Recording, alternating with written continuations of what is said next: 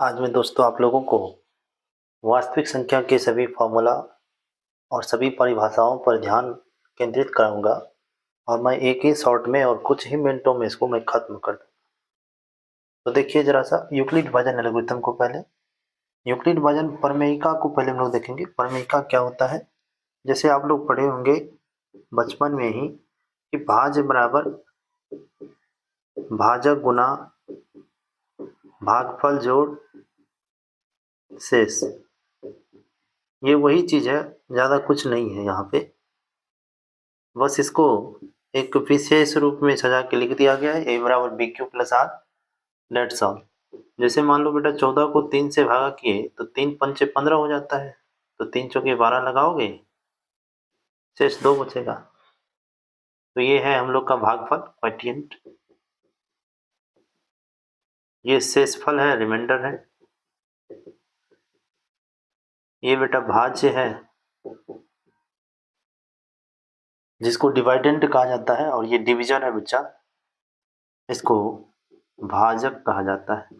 तो बस ये कुछ नहीं, भाज्य बराबर भाजक गुना भागफल जोड़ शेष है। और बेटा दूसरा फॉर्मूला जो है, पहली संख्या गुना दूसरी संख्या बराबर एलसीएम गुना एचसीएफ, लॉसव गुना मोसव। इस पर हर एक बार तो क्वेश्चन आता ही है।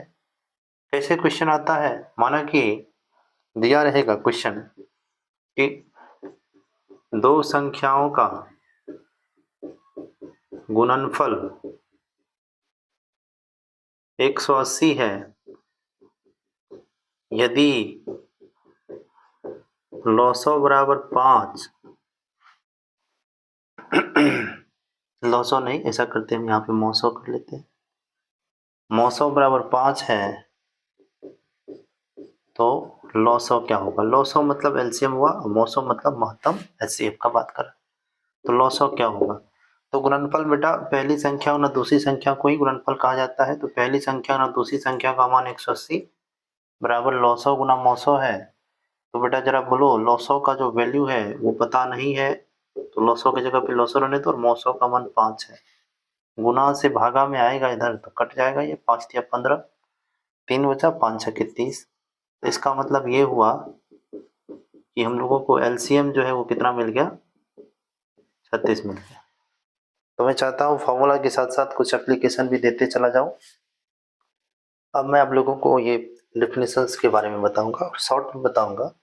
यदि आप डिटेल में इसको पढ़ना चाहते हैं तो आप हमारे प्रीवियस लेक्चर को अटेंड करें, वहाँ पे मैं फुल एक्सप्लेनेशन के साथ बताया हूँ, और यहाँ पर भी एक्सप्लेनेशन के साथ ही बताऊंगा। बस हम मुँह से बोलते जाएंगे और इसका एग्जाम्पल लिखते चले जाएंगे।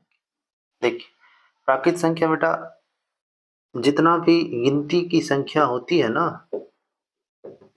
अनंत तक जो लोग गिनते हैं, 1 से स्टार्ट करते हैं, इसकी को क्या कहा जाता है? प्राकृत संख्या। नेचुरल नंबर इसको कहा जाता है, इसको n से भी डिनोट किया जाता है।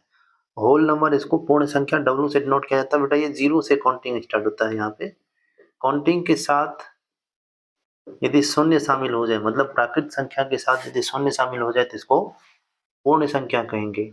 और पूर्णांक संख्या किसको कहेंगे? जल्दी जल्दी देखिए। पूर्णांक संख्या बेटा, मैं एक संख्या रेखा बना देता हूँ, यहाँ पे बीच में 0 दे देता हूँ, यहाँ पे 1 2 3 और अनंत तक, इधर -1 -2 -3 अनंत तक। ये जो मैं संख्या लिखा हूँ इसके बीच में भी बहुत सारा संख्या होता है, इसीलिए तो कहा जाता है कि दो परिमेय संख्या के बीच में अनंत परिमेय संख्याएं होती है। इस बात को भी ध्यान रखेंगे। लेकिन पूर्णांक संख्या बेटा 0 के बाद 1 2 3 या 0 से पहले -1 -2 -3 ही लिया जाता है। इसके बीच वाली संख्या को नहीं लिया जाता है, यही पूर्णांक संख्या है। पूर्णांक संख्या कहेंगे किसको? तो प्राकृत संख्या। प्राकृत संख्या के ऋणात्मक मान एवं शून्य को क्या कहेंगे बेटा? पूर्णांक संख्या कहेंगे। अच्छा, पूर्णांक संख्या में जो शून्य होता है वो न धनात्मक होता है ना ऋणात्मक होता है। क्लियर है? अभाज्य संख्या बेटा, पहले इससे पहले यदि आपको एक बात बता दूं कि गुणनखंड क्या होता है। गुणनखंड बेटा दी गई संख्या में जितनी भी संख्या से भाग लगे, जैसे 4 का गुणनखंड करना है, 1 से भागा लगेगा, 2 से लगेगा, 4 से लगेगा, ठीक है ना। इसी तरह से अभाज्य संख्या का बेटा केवल 2 गुणनखंड होता है, तो 2 का केवल 2 गुणनखंड है तो 2 एक अभाज्य संख्या है। 3 का ही सिर्फ केवल 2 गुणनखंड है, 1 से और 3 से कटेगा। 5 में भी 1 और 5 से भाग ही लगेगा। इसी तरह से मान लो बेटा 17 है, 19 है, ठीक है, 71 है, बहुत सारा संख्या है अभाज्य संख्या, जिसका केवल 2 गुणनखंड हो उसको अभाज्य संख्या या रूढ़ संख्या कहते हैं बेटा। और इसी तरह से हम लोग आ जाते हैं अब यौगिक संख्या पे। यौगिक संख्या बेटा ये सब चीज एग्जाम में पूछा जाता है, निम्नलिखित में से कौन अभाज्य संख्या है, निम्नलिखित में से कौन भाज्य संख्या है, तो इस बात पर आप ध्यान बनाए रहें, ठीक है। हम लोग यहाँ पे आ जाते हैं भाज्य संख्या पे। जिस तरह से मैंने इसके बारे में बोला, भाज्य संख्या का केवल 2 गुणनखंड होता है बेटा, इसका 2 से अधिक गुणनखंड होता है। जैसे बेटा 4 सबसे छोटी भाज्य संख्या है जिसके पास 3 गुणनखंड होता है, ठीक है, तो 2 से अधिक गुणनखंड हुआ। 6 है, 6 में भी 1 2 3 और 6 से भाग लगेगा। 8 है, 9 है, बहुत सारा संख्या है। अब परिमेय संख्या किसको कहेंगे बेटा? ऐसी संख्या जो p बटे q के रूप में रहे, q नॉट इक्वल टू 0 हो और p और q क्या हो, इंटीजर्स हो, पूर्णांक संख्या हो। p और q क्या चीज से बिलोंग करे, पूर्णांक संख्या से बिलोंग करे, तब उसको परिमेय संख्या कहेंगे। जैसे बेटा 0 बटे 1 है तो ये एक परिमेय संख्या है, ऊपर में भी पूर्णांक संख्या नीचे में भी पूर्णांक संख्या है, ठीक है, और ये सेटिस्फाई कर रहा है, हमारी कंडीशंस को सेटिस्फाई कर रहा है। 3 बटे 0 परिमेय संख्या होगा? बिल्कुल नहीं होगा, क्योंकि बोला गया है कि q नॉट इक्वल टू 0, मतलब हर 0 नहीं होना चाहिए, ऊपर वाले को अंश और नीचे वाले को हर कहा जाता है बेटा। 22 बटे 7 परिमेय संख्या है, -3 बटे 7 परिमेय संख्या है, तो परिमेय संख्या धनात्मक ऋणात्मक और 0 तीनों हो सकता है। क्लियर है? और परिमेय संख्या बेटा जो है ना, इसका डेफिनेशन तो मैं ये बोल दूंगा कि इसे p बटे q के रूप में नहीं बदला जा सके और q नॉट इक्वल टू 0, तो ऐसी संख्या को अपरिमेय संख्या कहेंगे। लेकिन ये ध्यान रखो कि रूट में देने के बाद और उसका अभाज्य गुणनखंड करने के बाद यदि उसका जोड़ा नहीं लगे, मतलब ये रूट में फंसा रह जाए, तब इसको अपरिमेय संख्या कहेंगे। जैसे √2 है, √4 है, तो इसमें देखो क्या होता है, 4 में इसका जब अभाज्य गुणनखंड करोगे तो 2 गुना 2 होगा, जोड़ा लगाओगे तो रूट से निकल जाएगा, तो ये परिमेय संख्या है, अपरिमेय संख्या नहीं है। √5 बिल्कुल नहीं निकलेगा, √11 बिल्कुल नहीं निकलेगा, इसी तरह से √11 बटे √12 रहेगा तब भी नहीं निकलेगा, तो ये क्या है, अपरिमेय संख्या है। पाई भी एक अपरिमेय संख्या है। ई को आयलर कांस्टेंट कहा जाता है, ये भी एक अपरिमेय संख्या है, इसका लगभग मान 3.14 होता है, ठीक है, और इसका लगभग मान 2 दशमलव कुछ कुछ होता है, ठीक है ना, तो ये अपरिमेय संख्या हुआ है। तो अपरिमेय संख्या को हम लोग ऐसे समझे कि रूट से फ्री ना हो पाए। दूसरा बात अपरिमेय संख्या में, जिसका दशमलव निरूपण न शांत हो न अशांत हो।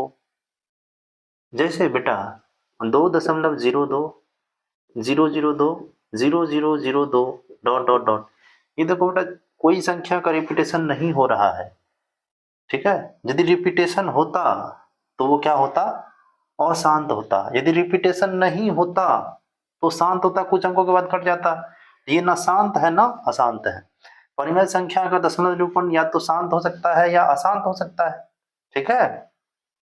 परिमेय संख्या का दशमलव निरूपण या तो शांत हो सकता है या अशांत हो सकता है, लेकिन अपरिमेय संख्या में जो दशमलव निरूपण किया हुआ रहता है, यदि इस टाइप का संख्या हो 7.03 003 0003, ऐसा जरूरी नहीं है कि 0 ही आए, 7.113 1113 11113, तो ये न शांत है ना अशांत है, इस तरह की संख्या को भी अपरिमेय संख्या कहा जाता है। इतना बात समझ में आया तो हम लोग आगे बढ़ते हैं।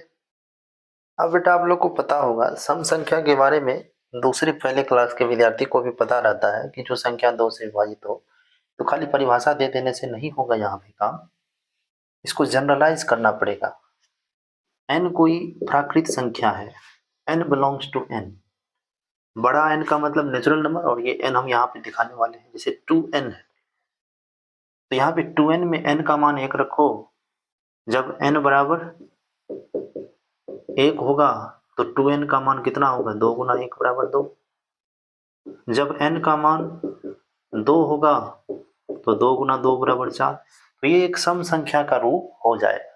और ऐसा क्वेश्चन बार बार पूछा जाता है कि ये किस रूप में है, तो इस तरह से दिया रहेगा, या तो 2n plus 2, 2n plus 4, 2n plus 6, या 4n प्लस 2, 4n + 4, 4n + 6 या 6n, 6n + 2, 6n + 4, 6n + 6। Pattern समझ में आया?